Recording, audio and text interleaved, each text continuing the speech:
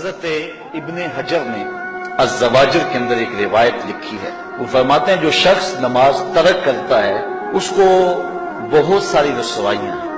وہ کہتے ہیں پہلی بات تو یہ ہے کہ اس کی عمر میں برکت اٹھا لی جاتی ہے. دوسری بات اس کے چہرے سے صالحین کا نور اتار لیا جاتا ہے. تیسری بات وہ کوئی بھی عمل کرے اس کا ثواب نہیں ملتا اسے. چوتھی سزا دنیا پر اس کو یہ ملتی ہے اس کی دعائیں قبول نہیں ہوتی. اور پانچویں سزا اس کے لیے یہ ہے کہ اس کے لیے جو نیک لوگ دعا کرتے ہیں ان دعاؤں کا حصہ اسے نہیں ملتا. مومن نیک سحری وقت اٹھ کے دعا مانگتے ہیں اللہ پوری امت پر کرم کر دے تو یہ بھی امت میں شامل ہے. دعا اللہ والے کی تو قبول ہوئی لیکن اس کا حصہ نیک لوگوں کی دعاؤں سے نکال دیا جائے. یہ دنیا پر اس کو سزائیں ہیں.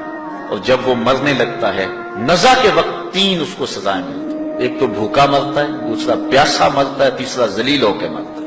اور قبر کے اندر اس کو تین سزائیں ہیں.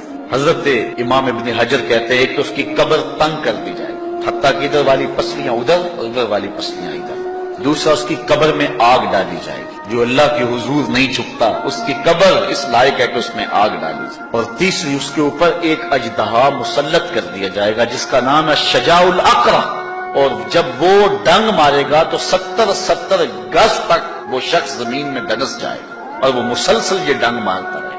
اور کہا کہ تین سزائیں اس کو حشر میں پہنچیں گی. ایک تو اس کا حساب سختی سے لیا جائے گا. دوسرا اللہ تعالیٰ جل شانہ اپنے قہر و غضب کا اس پہ اظہار کرے گا. اور تیسری اس کو سزا یہ دی جائے گی کہ اس کو جہنم میں ڈال دیا جائے گا.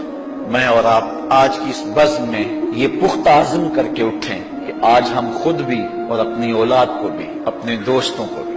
میرے والد گرامی فرمایا کرتے تھے جس سے دوستی ہو نا اس کی انگلی پکڑ کے دین کی راہ پہ لے آؤ. یہ دوستی کا حق ہے. اس کے لیے آپ بہت کچھ کرتے ہیں لیکن اگر اس کو دین نہیں دیا تو کچھ بھی نہیں دیا. کوشش کرو میرا دوست ہو اور جہنم میں جائے. والدین بچے کے مستقبل کے لیے کتنی کوشش کرتے ہیں, لاکھوں روپیہ لگاتے ہیں مستقبل ٹھیک ہو جائے. یونیورسٹیوں کے اندر کالجوں کے اندر کتنی بھاری فیسیں بھرتے ہیں. میں نے دیکھا بوڑھا باپ اپنی کمر پہ بوریاں لاد کے مزدوری کرتا ہے. مائیں اپنا زیور بیچ رہی ہیں کہ اولاد پڑ جائے. میاں اتنا کچھ کیوں کر رہے ہو جی مستقبل ٹھیک ہو جائے. یہ مستقبل کتنا ہے 20-25 سال کا. اور جو اصل مستقبل ہے اس کی فکر ہی نہیں کسی. اصل مستقبل تو وہ ہے. اللہ اکبر.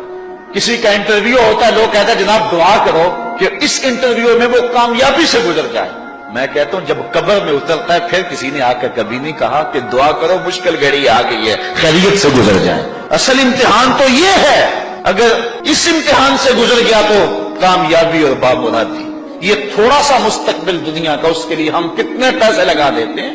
سب کچھ اولاد کو آتا ہے, ہر شے فر پڑھتے اور بولتے ہیں, دعائے قنوت بھی نہیں آتی ہوتی. تو ہم اپنی اولاد کے لیے دین کا تحفہ اس کو کبھی نہ چھوڑیں. اچھا بعض والدین کی ایک سستی ہے, وہ آتے جناب تعویذ کر دو ہماری اولاد نماز نہیں پڑھتی. کہتے جی ہماری تو چلو گزر گئی ہم تو نہیں پڑھتے یہ تو پڑھیں. میں کہتا ہوں یہ کیوں پڑھیں جب تم نہیں پڑھتے. تم مجھ سے تعویذ لینے آگے ہو جو تعویذ اللہ کے رسول نے تمہیں دیا تھا کہ 7 سال کے ہوں تو پکڑ کے انگلی مسجد کا راستہ دکھاؤ, 10 سال کے ہو جائیں تو مار کے پڑھاؤ, ان کے سینے میں اللہ کا خوف داخل کرو, ان کو قرآن کی تلاوت سکھاؤ.